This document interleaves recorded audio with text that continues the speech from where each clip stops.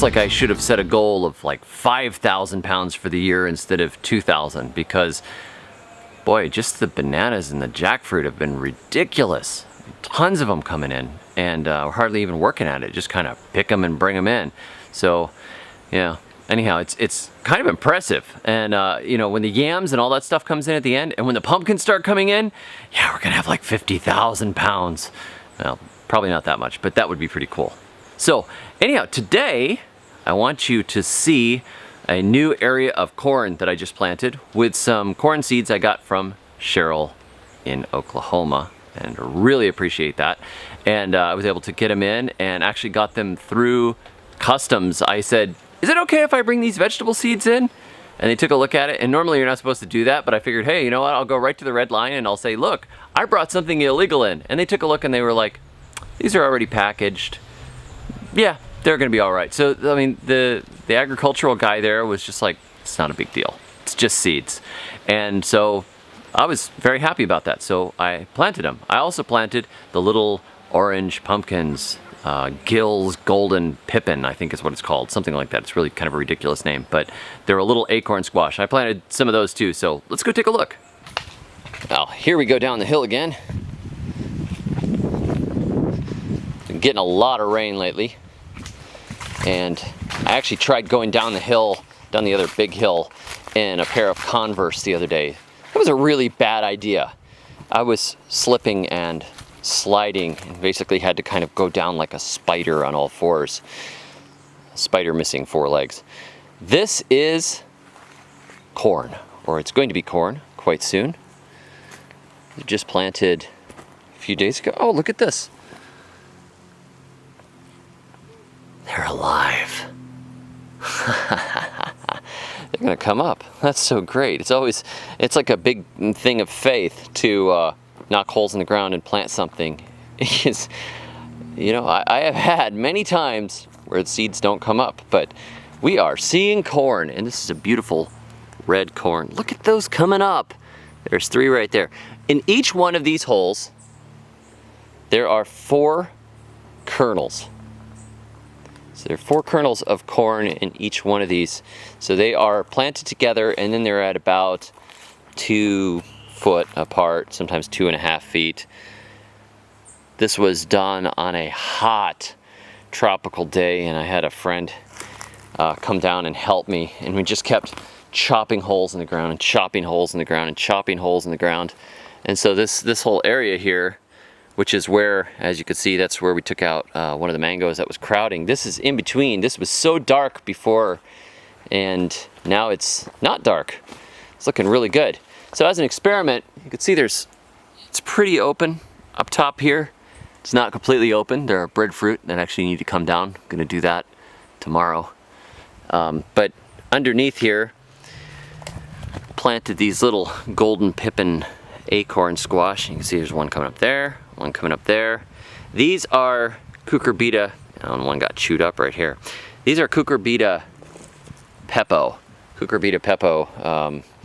So they will not cross with my cucurbita machadas or with the Hubbards, which are cucurbita maxima. You guessed it. You guys are so fast. So I can plant these even though up here, if you go back around the breadfruit, is the Three Sisters garden. Probably can't really see it from here. Yeah. Let's be really professional about it. We'll walk up the hill. All right, see my barrel? There's the Three Sisters over there, behind the barrel. And so these guys, these pepos, are not going to cross. So sometimes people will say, oh my goodness, are my such and such pumpkins gonna cross with my such and such pumpkins? No, not unless they're the same species. They may grow the same and look very similar, but you're not gonna cross a pepo with a machada or a maxima.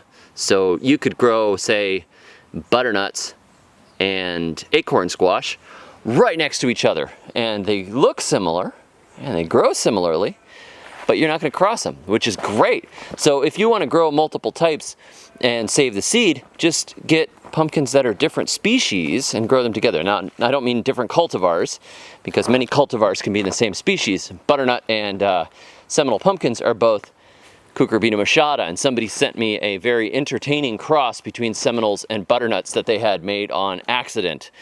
So, you know, if you plant the same cultivar, you know, you can save the seed. If you plant different cultivars of the same species, they are going to cross and you really don't know what you're going to get. It's fun, it's exciting to see what you might get, but don't think you're going to save the same seeds you had before.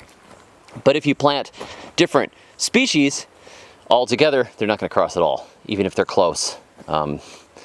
You'd have to be really great and amazing to cross them. Right here, there is another one of those Gill's Golden Pippin, I think they're called. And there's another one coming up. So I did two little hills here, kind of by themselves, and I can knock down the brush around them. And then this here is all beautiful corn coming up here. Just like to look out the back gate and see corn. That there is the corn that I planted, double red. And it's interesting because the kernels looked a lot like a sweet corn, so I don't know. It's supposed to be a sweet corn, so you can also dry and grind it, but the way it dried definitely looked like sweet corn. We'll try it both ways. Let's see how it goes. This is a non-GMO corn, in case you were keeping track. Punching holes in the ground and planting them with corn and pigeon peas is pretty common here. And you know, I mean, the ground where we were digging is just so rocky. We just nailed it into the ground with one of those easy digging triangular pointed hoes, and just, I mean, rock after rock after rock we pulled out, and I just basically string trimmed the area and then pounded individual holes into the ground for the corn.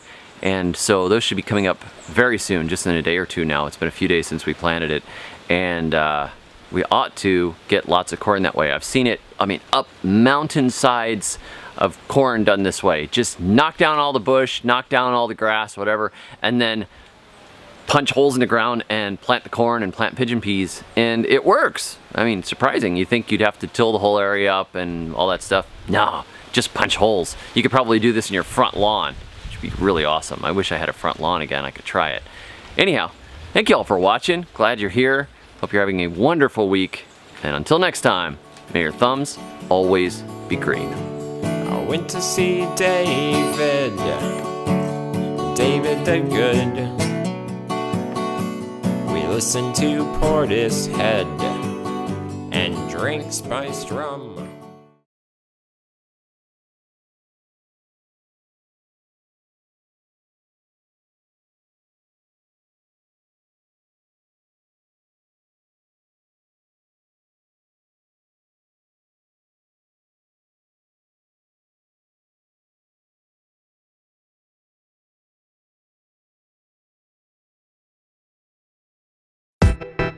Just because I got a guitar doesn't mean that I don't still rap. Yeah. Punching holes into the ground, planting up the beautiful corn that was found for me by Cheryl, my new best friend. Brought the seeds right through, I didn't even pretend. I'm not smuggling in stuff like a crook. I said, here you go, Customs, you can take a look. And they had mercy on the gardener and made my day. So now I'm popping sweet corn into the rocks and clay. Okay, it seems crazy, but you can be a little lazy. Legally speaking, I'm sure it was kinda hazy. Not even tilling up the space for my fly monocots. Chop down all the grass so I get to call the shots, cause it's gonna fly and look totally sweet. They're up already, I won't let the clay defeat my plans for a new variety on my home plantation. Just gotta hope the rats don't bring devastation. Tropical agriculture, domination, live on the YouTube on the D2G station. Yeah, double red representing.